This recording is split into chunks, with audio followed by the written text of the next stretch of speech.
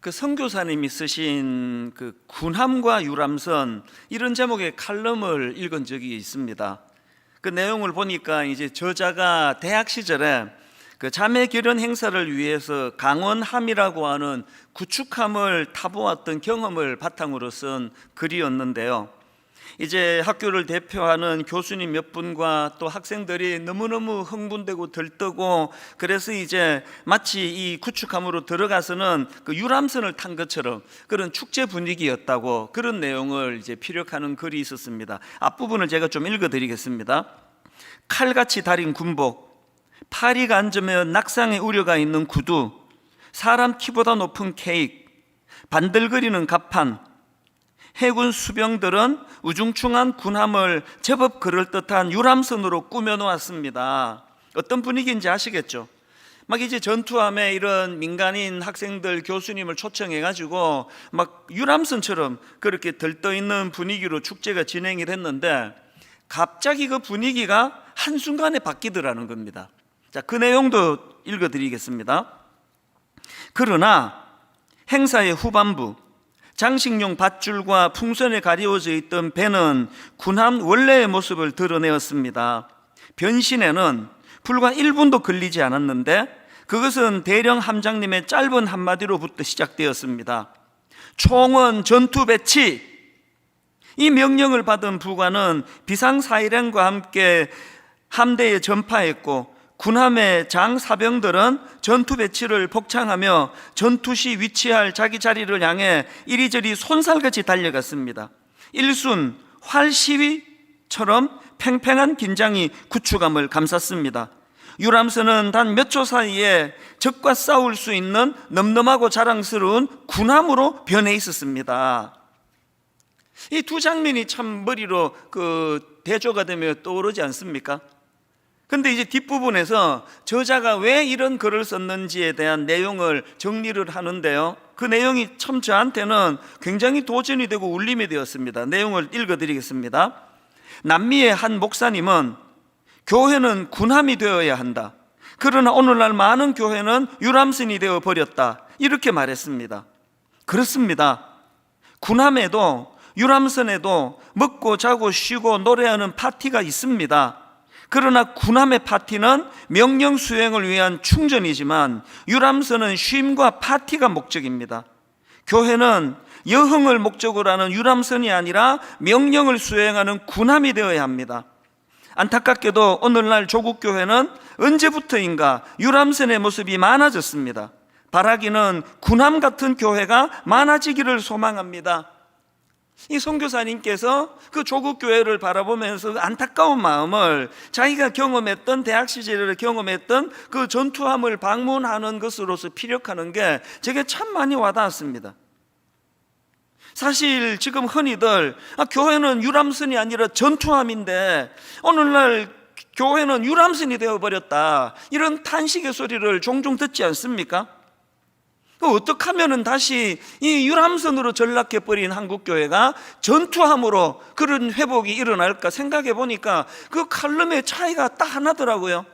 앞부분에서 막 그냥 여흥을 즐기듯이 그냥 막 북적북적거리고 풍선을 띄우고 그 유람선처럼 됐던 그게 후반부에 어떻게 전투함으로 바뀌었나 보니까 딱 하나예요. 그 전투함에는 함장님, 대령 함장님이 자리 잡고 있었고, 그 함장님의 명령이 있었다는 겁니다. 총원 전투 배치!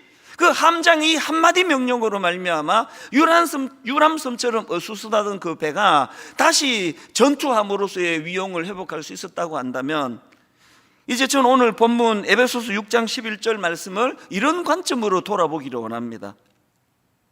6장 11절을 보십시오. 마귀의 간계를 능히 대적하기 위하여 하나님의 전신갑주를 입어라. 저는 이 말씀을 묵상하는데요, 마치 그 칼럼에 나오는 대령 함장의 그 명령처럼 총원 전투 배치, 이 말씀으로 들리는 것 같아요. 그 대령 함장의 총원 전투 배치, 이 말씀이나 오늘 본문에서 마귀의 간계를 능히 대적하기 위하여 하나님의 전신갑주를 입어라. 여러분, 오늘날 교회 안에 함장 되시는 예수 그리스도가 살아계시고 함장 되시는 예수 그리스도가 이렇게 선포하시는 선포 말씀에 귀를 기울일 수만 있다면 유람선으로 전락해버렸다는 탄식이 난무하는 이 시대에 어느 날 교회가 다시 전투함으로써의 위용을 회복하게 될 줄로 믿습니다.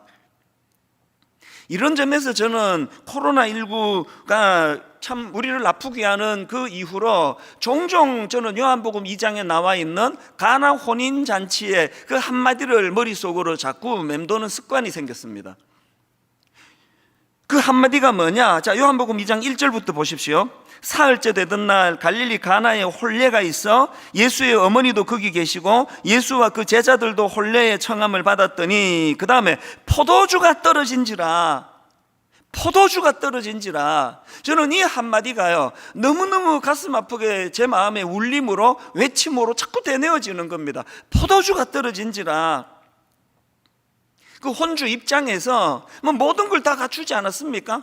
모든 손색이 없는 잔치에 걸맞는 걸 다 갖추고 심지어는 예수님과 그 제자들까지 초청을 하는 이런 구색을 다 갖추었지만 전혀 예상을 하지 못했던 잔치 도중에 포도주가 떨어진지라. 제가 이 한마디를 왜 되뇌는가 하면은요, 참 오늘 코로나19가 우리를 이렇게 비참하게 만들었다, 거기에 초점이 있지 않습니다. 하나님께서 요한복음 2장 안에 이 가나 혼인잔치 사건을 기록해 하신 것은 그 인간의 비참함을, 인간의 수치를 드러내시기 위함이 아닙니다. 이 포도주가 떨어진지다가 나중에 얼마나 환희에, 얼마나 기쁨의 선포로 바뀌어집니까? 물을 포도주로 바꿔주시는 그 기적의 역사가 나타나는 현장이 가나 혼인잔치 아닙니까? 제가 왜 은혜를 받습니까? 유람선처럼 어수선해져 있던 그 구축함 안에서 함장이 계시고 그 함장의 명령 한마디로 다시 모든 것들이 전투함의 위용으로 회복되듯이 포도주가 떨어진지라 그 초라하고 비참한 그 현장이었지만 그 모든 것이 회복되기 위한 조건은 딱 하나였습니다. 그 현장에 예수님이 계셨다는 사실입니다. 여러분, 반대로 생각해 보십시오. 모든 것들이 완벽하게 다 진행이 됐는데 거기에 예수님이 계시지 않는다. 그 유람선입니다. 하루 잘 놀았겠죠.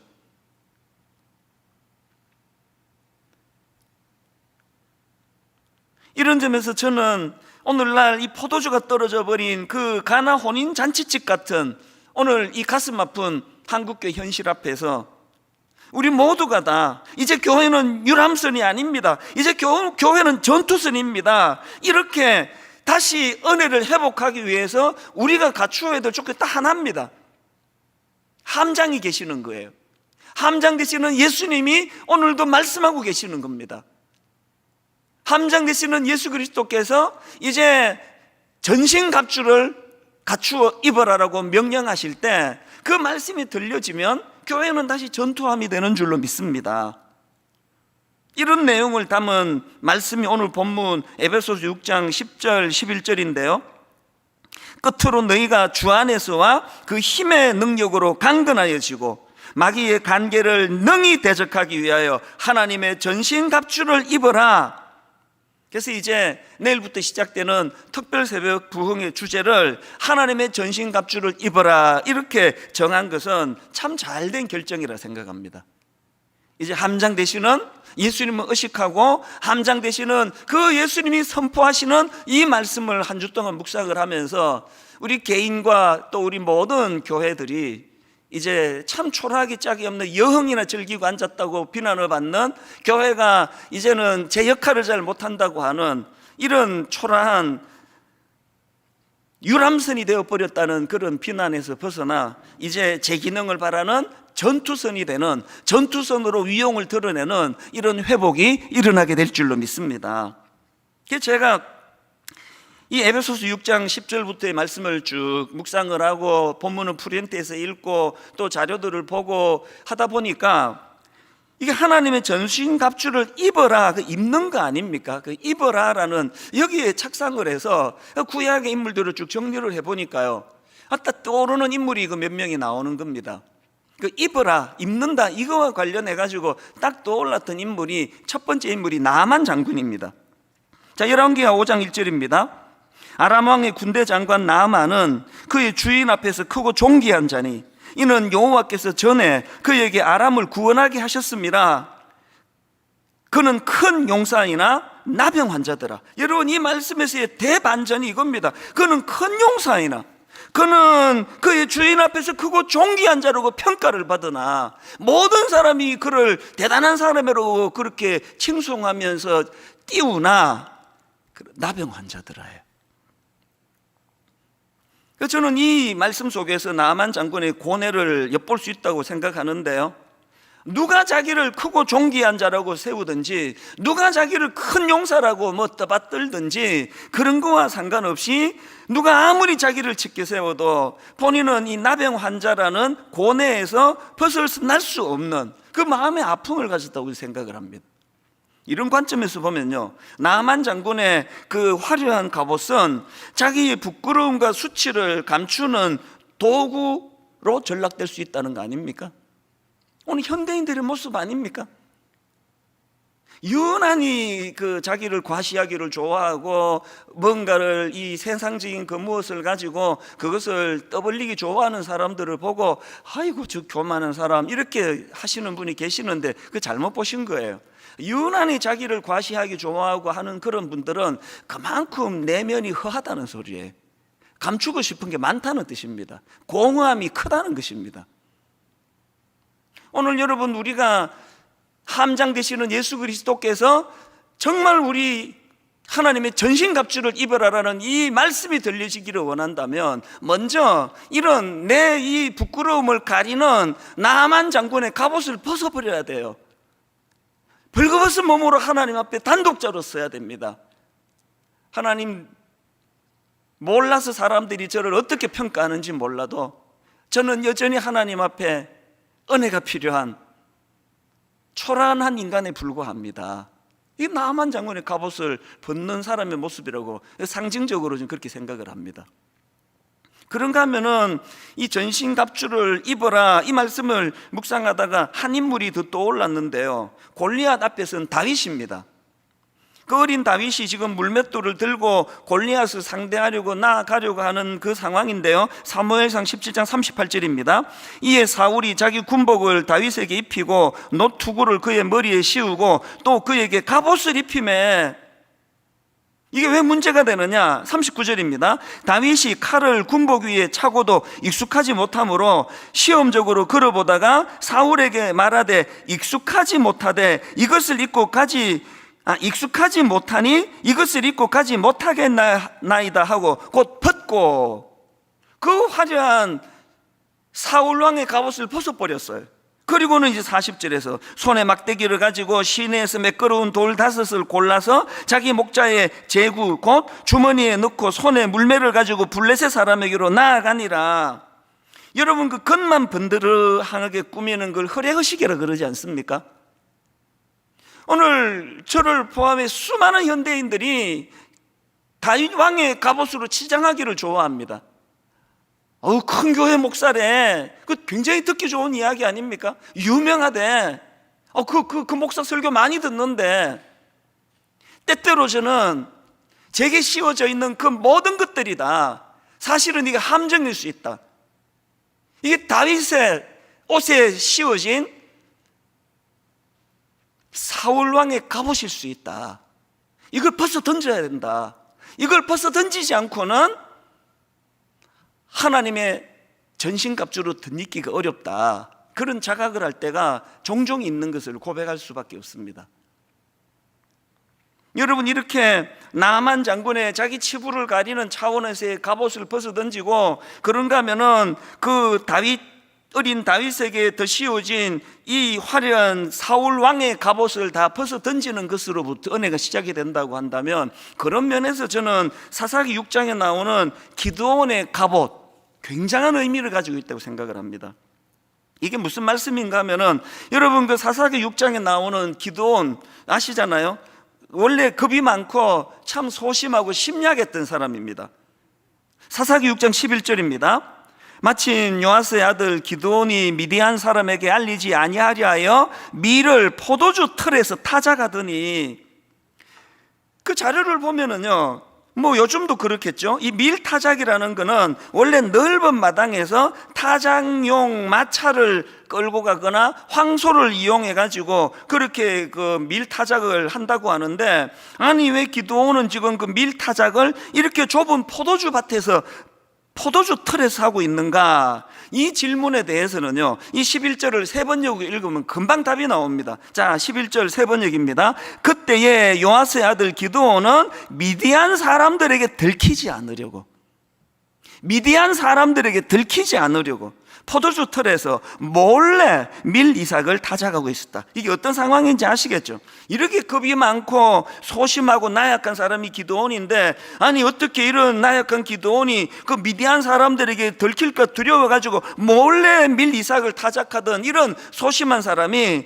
나중에 그냥 그 미디안과의 전쟁을 진두지휘하고 그 전쟁에서 대성을 거둔 업적을 남기고 이런 용사가 될 수 있었을까? 이 놀라운 변신의 근본적인 원인이 뭘까? 근원이 뭘까? 바로 이 질문에 대한 답이 사사기 6장 34절에 나와 있습니다. 여호와의 영이 기드온에게 임하시니 기드온이 나팔을 불매 아비에셀이 그의 뒤를 따라 부름을 받으니라. 여러분, 여기 나오는 여호와의 영이 기드온에게 임하시니 할 때 임하시다라는 이 단어는 히브리어로 라브사라는 단어인데요, 이 단어의 기본 의미가 옷을 입다, 옷을 입히다예요. 그래서 구약학자 김지창 교수님의 책에 보면은 이 부분을 여호와의 영이 기드온을 옷 입히셨다, 이렇게 번역할 수 있다고 그 책에서 설명하는 걸 제가 보았습니다. 그러니까 여러분, 그 심약했던 기드온이 어떻게 그런 용감한 장수가 될 수 있었나 보니까 성령께서 그 연약한 기드온에게 영적 장수로서의 제복을 입혀주셨다는 거예요.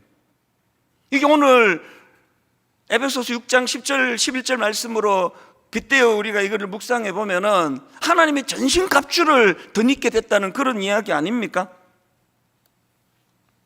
저는 저와 여러분 모두가 이번에 정말 하나님의 전신갑주를 덧입기 위하여 하나님, 나만의 갑옷을 벗기를 원합니다, 사울의 갑옷을 정말 벗기를 원합니다, 이런 맥락으로 보면은요, 저는 지금 몇 주째 시리즈로 이 코로나19가 우리에게 주는 의미, 메시지가 뭘까? 그래서 이제 하나님께서 우리 민낯을 다 드러나게 하신 사건이다. 뭐 순장 10년 차, 뭐 장로 10년 차, 뭐 이런 것들이 참 이 코로나19 앞에서 얼마나 무기력한가라는 걸 다 드러내신 사건이다. 뭐 순장 10년 차가 뭐 그게 뭐 민낯이 드러나는 게 뭐가 부끄럽습니까? 목회 30년 차인 제 민낯이 다 드러나고 있는데요. 그런가 하면은 오늘 이 본문을 가지고 제가 묵상하다가 보니까 여러분, 코로나19 이 사건은요, 하나님 우리 민낯을 드러내게 하신 사건인 동시에 하나님이 그 나만의 갑옷으로 치장하고 있는 우리 갑옷을 확 벗겨버린 사건이라 생각합니다. 한국 교회가 그냥 교회도 크고 사람도 많이 모이고 그냥 그럴듯하다고 그렇게 살아가던 저희들에게 영적인 실력이 밑바닥이 다 드러나게 만드신 사건이라고 저는 생각을 하는데요, 이게 왜 우리에게 위로가 되고 희망이 되는지 아십니까? 하나님이 이렇게 우리가 의지하던 나만의 갑옷을, 사울 왕의 그 화려한 갑옷을 확 벗겨버리시는 거는 그 우리를 그냥 수치로 몰고 가시기 위한 게 아니고요, 그렇게 하시기 위해서, 그렇게 하시는 하나님의 의도 속에는 기드온의 갑옷을 입혀주시기 원함입니다. 오늘로 말씀드리자면 하나님의 전신갑주로 덧입혀 주시기 위해서입니다. 애가 한 6살, 7살 이렇게 되면은 이 밖에 나가서 막 그냥 흙바닥을 뒹굴고 막 옷 전체가 다 더럽고 냄새가 나고 그런데요, 그 미운 7살이라 그러지 않습니까? 아무리 옷을 갈아입으라고 그 냄새 난다고 먼지 묻었다 이렇게 해도 애들이 그 귀찮아서 안 합니다. 그런데 어떤 엄마들은 애한테 그렇게 달래고 그렇게 할 때도 있지만 아무 말 안 해가지고 옷을 획 벗겨버려요. 화들짝 놀라면은 씻겨가지고 새 옷을 입혀주는 그 어머니의 마음, 이게 오늘 본문에서 오늘 우리 심령에 하나님의 전신갑주를 입어라, 이 말씀을 주시는 하나님께서 오늘 이 코로나19를 통하여 우리의 부끄러운 민낯을 그대로 드러내시는 하나님하고 그 마음이 좀 비슷한 거 아닐까, 그런 생각을 해보는 겁니다. 그래서 이제 내일부터 이제 에베소서 6장 10절부터 20절까지의 말씀을 바탕으로 하나님의 전신갑주를 입어라, 이 시리즈 설교를 이제 시작을 하는데요, 제가 이번에 한 가지 좀 제안을 하고 싶습니다. 제안보다는 조금 더 센 표현으로 제가 한 가지 뭐라고 표현할까요? 도전을 드리고 싶습니다. 더 노골적으로 말씀드리면 숙제를 드리고 싶습니다.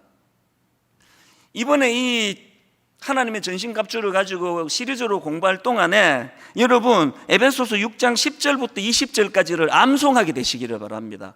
이 암송을 거룩한 숙제로 부담으로 받아서 이제 우리 모두가 다 매일매일 이제 우리 팀에서 만든 하나님의 전신갑주를 입어라, 이 홈페이지 오셔가지고 이거 다운받으셔서 매일매일 묵상의 재료로 삼으시고요. 그런가 하면은 무엇보다도 중요한 거는 본문, 이 에베소서 6장 10절부터 20절을 이제 우리가 암송하면서 은혜를 누리는 한 주간이 되시기를 바랍니다. 다 모여서 예배를 드리면 제가 좀 확인도 하고 아멘도 해보라 그러고 이러겠는데, 이게 가정에서 예배 드리는 게 이게 좀 불편합니다. 자, 오늘 제 귀에는 안 들리겠지만 각 가정에서 예배 드리시는 분들이 하나님 앞에 결단하는 차원에서 제가 숙제를 드리면 아멘으로 화답해 주시기를 바랍니다. 이번 특세 기간 동안에 혹은 나는 잘 암기가 안 됩니다 하는 분들은 한두 주 더 연장을 하더라도 이번 기회에 에베소서 6장 10절부터 20절 말씀을 암송하게 되시기를 바랍니다. 여기저기서 지금 아멘의 소리가 퍼져나가고 있으리라고 믿습니다. 자, 이제 본격적으로 이 하나님의 전신갑주를 입어라라는 이 말씀의 의미를 이제 본격적으로 살펴보기 전에 먼저 이제 간단하게 이 말씀이 가진 전제 세 가지를 제가 좀 설명을 드린 다음에 이제 본론으로 들어갈까 합니다. 전신갑주를 입으라는 이 말씀과 관련한 전제가 세 가지 있는데, 첫 번째 전제가 뭐냐? 지금은 영적으로 전쟁 중이라는 걸 자각하라는 겁니다. 여러분이 우리말로도 전신갑주 이 표현이 이게 군사 용어이지만요, 자료를 보니까 그 당시에 전신갑주라는 것은 전쟁에 나가기 위해 완전 무장한 로마 군인들의 모습을 표현하는 표현이라는 겁니다. 왜 교회가 유람선이 돼버렸습니까? 지금은 전시 중인데, 망가고 있으니까. 그래서 하나님의 전신갑주를 입어라라는 이 명령 속에서 지금은 영적으로 전쟁 중이라는 걸 자각해야 됩니다. 아니요, 지금뿐만이 아니고 예수 믿은 이후에 내내 우리의 삶은 영적 전쟁입니다. 예수님 믿기 전에는 무슨 전쟁이 필요합니까? 세상이 흘러가는데도 따라만 가면 됐는데, 그런데 주님의 십자가를 통하여 이제 성령님이 내 안에 좌정하고 계시면서부터 매일의 삶이 갈등이에요. 매일의 삶이 이 악한 세상의 가치관과의 이 자녀 교육이 왜 이렇게 어렵습니까? 아직 어린아이들은 세상 가치관의 영향을 더 많이 받다가 보니까 그 싸움이 힘이 들어도 보통 힘든 게 아니지만 포기하지 않고 그렇게 싸워 나가는 거 아닙니까? 그런가 하면은 전신갑주를 입으라는 말씀의 두 번째 전제가 뭐냐 하니까 승리하기 위해서 강한 군사가 되라는 것입니다. 12절을 보십시오. 우리의 씨름은 혈과 육을 상대로 하는 것이 아니요, 이런 표현이 나오는데요, 우리말 성경에는 이 씨름으로 표현을 했는데, 제가 그 NIV 성경을 찾아보니까 여기에 나오는 이 씨름 대신에 스트러글이라는 그 단어를 썼더라고요. 우리가 잘 알듯이 투쟁하다 이런 뜻을 가진 단어인데요, 제가 좀 더 깊이 보려고 국어 사전, 영어 사전을 제가 찾아봤더니요, 이 표현 하나하나가 꼭 무슨 우리 인생의 그 점층법처럼 그렇게 설명을 달고 있더라고요. 이 스트러글이라는 단어의 그 사전적인 설명이 이렇게 돼 있었습니다. 투쟁하다, 몸부림치다, 허우적거리다, 버둥거리다, 힘겹게 나아가다. 이게 꼭 그 점층적으로 우리 삶을 보여주는 것 같아요. 여러분, 우리 삶 자체가 투쟁하는 삶 그 자체 아닙니까? 우리 삶 자체가 투쟁일 뿐만 아니라 그 투쟁하는 과정에서 몸부림치고 허우적거리고 바둥거리면서 그렇게 힘겹게 나아가는 삶이 우리 삶 아닙니까? 왜 우리가 강해져야 된다고요? 영육간의 이 땅의 삶이 이렇게 투쟁적인 삶을 살아야 되기 때문에, 그래 우리가 더 강해져야 된다는, 맨날 그냥 우는 소리하고 죽겠다 그러고 못 살겠다고 이렇게 갈 수 없으니까 더 강해져야 된다는 거예요. 이게 성경에 보면은 강하라, 담대하라 이런 권면이 참 많이 나오는 걸 알지 않습니까, 여러분이? 디모데후서 2장 1절, 내 아들아, 그러므로 너는 그리스도 예수 안에 있는 은혜 가운데 강하고, 또 이사야 1장 6절 7절, 강하고 담대하라. 너는 내가 그들의 조상에게 맹세하여 그들에게 주리라 한 땅을 이 백성에게 차지하게 하리라. 오직 강하고 극히 담대하여. 여러분, 전쟁 중이라면 승리해야죠. 승리하기 위해서는 약해서 안 된다는 겁니다. 강한 군사가 되시기를 바랍니다. 이것이 두 번째 전제입니다. 그리고 마지막 세 번째 전제는, 전신갑주를 입으라는 말씀 속에는 어떤 전제가 있습니까? 강한 군사가 되기 위해서는 영적으로 무장해야 된다. 이게 전제로 나와 있는 말씀 아닙니까? 이제 내일부터 일주일 내내 이 무장에 대한 말씀들을 이제 나누게 될 것입니다. 이 세 가지 전제를 마음에 담으시고요, 이제 좀 더 구체적으로 이 하나님의 전신갑주를 입으라는 말씀이 가진 두 가지 의미를 이제 간략하게 살펴보고 오늘 이제 첫 시간 말씀을 정리하려고 하는데요. 자, 여러분, 하나님의 전신갑주를 입는다는 의미 두 가지 중에 첫 번째 의미가 뭐냐? 힘의 근원을 안다는 뜻입니다. 힘의 근원을 안다. 더 정확하게 말하면 그 힘의 근원이, 우리가 강한 군사가 돼야 되는데 그 힘의 근원이 내 안에서 나오는 게 아니다, 하나님으로부터 주어지는 것이다. 이걸 안다는 뜻이에요. 자, 에베소서 6장 10절이 그 내용입니다. 끝으로 너희가 주 안에서와 그 힘의 능력으로 강건하여지고. 그 우리말에는 이 문법이 사실 뭐 그렇게 중요한 것 같지가 않은데요, 헬라어로 보면은 이 문법이 의미에 굉장히 영향을 미치는 걸 알 수가 있습니다. 오늘 여기 나와 있는 그 힘의 능력으로 강건하여지고, 이것도 마찬가지예요. 이게 문법적으로 보면은 이게 수동태 명령형입니다. 이 수동태 명령형으로 이걸 읽으면 어떻게 되느냐? 더 정확하게 읽으면 이렇습니다. 강건하여지고, 이 말의 의미는요, 강해져야 하는데 스스로 강해지는 것이 아니라 외부의 힘에 의해서 강해지는 것, 이걸 강조한 문법이에요. 이게 그 외부의 힘이 어떤 힘입니까? 10절 다시 한번 보십시오. 가운데를 강조를 두고, 끝으로 너희가 주 안에서와 그 힘의 능력으로 강건하여지고. 강건해져야 되는데 스스로 강해지는 게 아니라는 걸 강조한 표현입니다. 아까 제가 언급했던 디모데후서 2장 1절도 마찬가지입니다. 내 아들아, 그러므로 너는 그리스도 예수 안에 있는 은혜 가운데 강하고. 여기 나와 있는 강하고, 이것도 수동태 명령형이에요. 그러니까 강하여지되 스스로 강해지는 것이 아니라 예수 안에 있는 은혜로 강해진다는 뜻이에요. 이 즈음에서 제가 이 본문과 관련한 간증을 드릴 수가 있다면요, 일만 성도 파수 운동이 진행되는 내내 제 마음으로 뭐 절규처럼 제가 두 가지를 선포하고 대내고 저 자신을 향해서 꾸짖기도 하고 하는 두 마디가 있습니다. 하나가 뭐냐? 네가 하고 있는 일에 너무 큰 의미를 부여하지 마라. 제가 저에게 하는 명령이에요. 여러분, 우리가 우리 자신을 너무 많은 의미를 부여하고 우리가 하는 일에 너무 많은 의미를 부여하는 것 자체가 다 이게 위험한 거예요. 막 일만성도 파수 운동을 한국교회를 살리는 일이다, 한국교회를 위하여 우리가 희생하는 일이다, 이렇게 의미를 너무 크게 부여하지 말자는 거예요. 그냥 한 교회로 너무 많이 몰리는 게 하나님 앞에서 이게 비효율적이니까 교회를 잘 나누고 분산하고 큰 교회로만 몰리지 말고 참 수고하는 작은 교회로도 고루고루 참 교회가 그렇게 평균케 하는 은혜를 누리면 좋겠다, 이런 일들이 마음에서 그 시작이 된 거지 이상의 의미가 없다고 생각합니다. 그런가 하면은 저는 여기에 또 한 가지 계속 저를 향해서 그 독백하는 게 있는데요, 힘 빼라, 힘 빼라. 계속 저에게 말합니다. 이 수영 강사들이 늘 하는 이야기인데요, 저는 제게 늘 그런 얘기를 해요. 수영도 안 하지만 힘 빼라. 언제는 뭐 네가 힘써서 됐나? 하나님이 하시는 거 아니냐? 이게 수동태 명령형의 아까 본문 설명과 같은 내용 아닙니까? 나 스스로 강해지는 게 아니라 주 안에서와 그 힘의 능력으로 강건해진다면, 이런 점에서 저는 에베소서 1장 17절부터 나오는 사도 바울의 기도가 너무나 고귀하다고 생각합니다.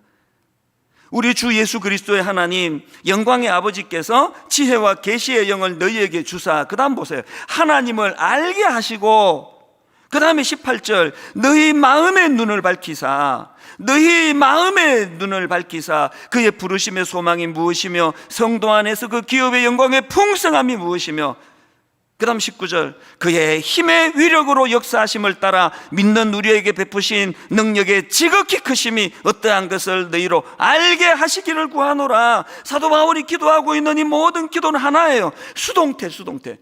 내가 뭘 하고 내가 힘을 바라는 것이 아니라 하나님을 알게 하시고 너희 마음의 눈을 밝히사 그 하나님의 힘의 위력이 얼마나 대단한 능력과 역사를 가져다 주는가를 인식하라는 그 내용 아닙니까?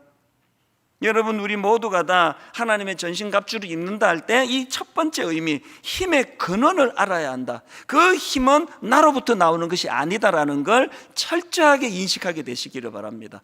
그런가 하면 두 번째로 하나님의 전신갑주를 입는다는 말씀의 의미가 뭐냐? 싸워야 할 대상을 정확하게 안다는 그런 의미를 내포하고 있습니다. 11절에서 하나님이 왜 전신갑주를 입어야 한다고 말씀하시는지 그대로 설명해 놓고 있는 걸 저는 보거든요. 11절을 보십시오. 마귀의 간계를 능히 대적하기 위하여, 마귀의 간계를 능히 대적하기 위하여 하나님의 전신갑주를 입어라. 여기에 전신갑주를 입어야 할 목적이 나와 있지 않습니까? 12절도 마찬가지예요. 우리의 씨름은 혈과 육을 상대하는 것이 아니요 통치자들과 권세들과 이 어둠의 세상 주관자들과 하늘에 있는 악의 영들을 상대함이라. 그때 한마디를 하고 싶으신 거예요. 이거는 혈과 육을 상대하는 거, 사람을 상대하는 게 아니고 악한 영들을 상대하는 거라는 걸 강조하는 거거든요. 그러면 그때 한마디만 하면 되는데 사도 바울은 왜 이 12절 앞에다가 우리의 씨름은 혈과 육을 상대하는 것이 아니요라는 걸 거기다가 왜 토를 왜 달아놨을까요? 이 질문은요, 11절에 나오는 마귀의 간계를 이해하면은 사도 바울의 심정을 너무 잘 이해할 수 있습니다. 11절에 나와 있는 마귀의 간계할 때 이 간계는 헬라어로 메토데이아라는 단어인데요, 뜻이 이렇습니다. 속이려는 의도로 꾸미는 교활한 음모. 다시요, 마귀의 간계가 뭐라고요? 속이려는 의도로 꾸미는 교활한 음모. 사도 바울이 왜 지금 악한 영들을 상대함이라는 말씀 앞에 혈과 육, 그 사람을 상대하는 게 아니라고 명시했냐면은 이 사단의 주 전략이 속이는 건데 이게 사람 간의 싸움이라는 것으로 몰고 가려는 악한 관계가 있기 때문이라는 겁니다. 한국교회 비극이 뭡니까? 지금 하나님께서 성경에 분명히 그 사실을 명시했는데 이거를 지금 가볍게 여겨가지고, 저는요 30년 목회하는 동안에 단 한 분에게도 이런 말 못 들어봤습니다. 난 마귀가 너무 미워요. 제가 국민학교 초등학교 5학년 부서를 맡던 교육전도사 시절에 어린 꼬맹이가 뭐 그런 말을 했나 안 했나 모르겠는데요, 대부분의 분들은 마귀가 미워요, 내 상대는 마귀예요, 이런 생각을 안 합니다. 못 합니다. 허구한 날 듣는 게 나는 저 시어머니가 미워요, 나는 저 며느리가 미워요, 나는 저 목사가 싫어요, 나는 저 장로가 미워요. 지금 여러분 마귀의 간계에 지금 놀아나고 있는 거 아닙니까? 적과 아군을 혼돈하고 있는 오늘 이 가슴 아픈 현실을 어떻게 해석하시려는 거냐. 비아냥거리는 말이긴 하지만요, 한국에서는 사탄이 할 일이 별로 없을 것 같아요. 뭐 자기들끼리 다 싸우는데, 자기들끼리 다 지치고, 자기들끼리 맨날 험담하고, 자기들끼리 맨날 없는 말 만들어 가짜뉴스 퍼뜨리고, 조금만 은혜 받으려고 그러면 매장시켜버리고, 적과 아군을 혼돈하는 이 상태로는 영적 싸움에서 이길 수가 없습니다. 그래서 저는 목회자로서 눈물로 기도하는 제목이 하나 있습니다. 어떤 경우라도 사람을 미워하지 않게 해주시기 원합니다. 어떤 경우라도 하나님 혈과 육으로 표현되는 사람이 내가 무찔러야 될 상대가 아님을, 저는요, 그 미워하는 마음이 생기면 그냥 멀어져 버려요. 계속 제 마음에 그런 갈등을 유발시킨다 할 때는 그냥 거리를 둬버려요. 이건 썩 좋은 방법은 아니지만 연약하니까 어떡합니까? 그렇게라도 미워하지 않아야 되니까. 결론을 맺으면서요, 골리앗과 싸우던 과정에서 다윗이 보여준 내 평생의 지침이 되는 성경 한 구절을 이제 소개해드리고 말씀을 마치려고 합니다. 사무엘상 17장에 보면은요, 이제 어린 다윗이 골리앗을 향하여 정말 도전하며 멋지게 달려가는 그 과정에서 자기 형, 그 친형입니다. 자기 형이 있을 수 없는 상처를 다윗에게 줍니다. 그게 사무엘상 17장 28절입니다. 큰형 엘리압이 다윗이 사람들에게 하는 말을 들은지라 그가 다윗에게 노를 바라여 이르되 네가 어찌하여 이리로 내려왔느냐? 들에 있는 양들을 누구에게 맡겼느냐? 나는 너의 교만과 너의 마음의 완악함을 아노니 너가 전쟁을 구경하러 왔노라. 아니, 세상에 이런 모독이 어디 있습니까? 알지도 못하면서. 그것도 그냥 사람들 다 있는 데서. 이 다윗이 받았을 그 상처는 뭐 얼마든지 상상할 수 있지 않습니까? 그런데 여러분, 이런 형 엘리압에 대하여 다윗이 보이는 반응이 진짜 존경스럽습니다. 29절 30절입니다. 다윗이 이르되 내가 무엇을 하였나이까? 어찌 이유가 없으리까? 하고 그 다음에 돌아서서 다른 사람을 향하여 전과 같이 말하며 백성이 전과 같이 대답하더라. 29절에 보면은 다윗이 상처받지 않은 게 아닙니다. 내가 뭘 하였습니까? 어찌 이유가 없으리까? 그 모독적인 말에 다윗이 지금 상처받고 있다는 거예요. 그런 상황에서 다윗의 위대함이 뭐라 그랬습니까? 아무리 우리 형이 내게 아픔을 주고 아무리 우리 형이 나를 모독해서 내가 다시는 우리 형 같은 사람 상종하지 말아야 되겠다 본능이 꿈틀거린다 할지라도 다윗이 확실히 아는 게 뭐예요? 그럼에도 불구하고 이 형은 나의 적이 아니다. 나의 적은 골리앗이다. 그래서 돌아서는 거예요.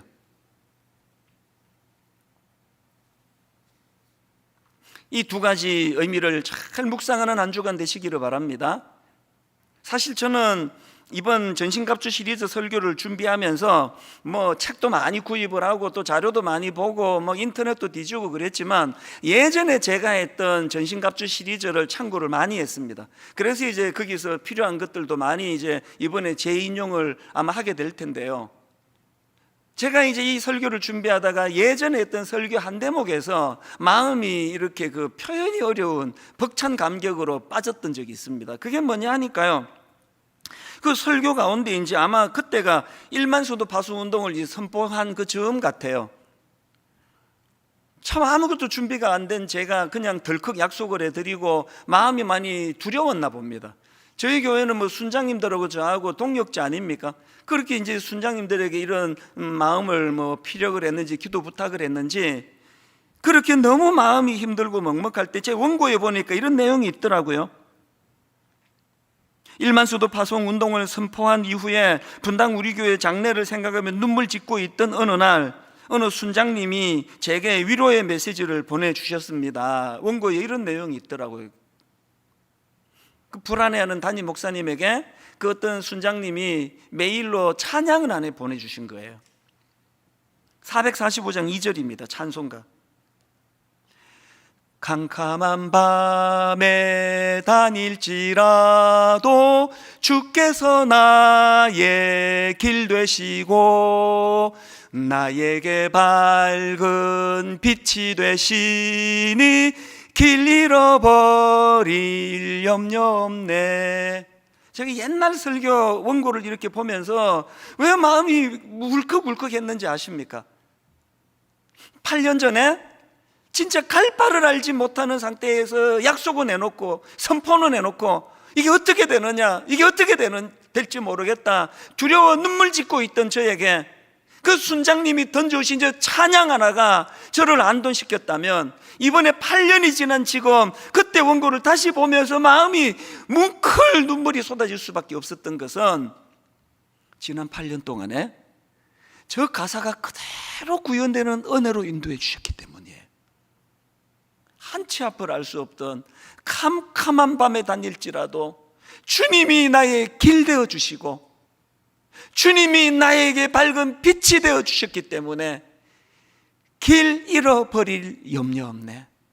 너무너무 뜨거운 가슴으로 저는 하나님께 사모합니다. 하나님, 또 다른 8년이 지나간 그 지점에 저뿐만 아니고 분당 우리에게 모든 성도님들이 저 찬양이 이루어졌노라고 눈물로 감사할 수 있는 그 길로 인도하여 주시옵소서.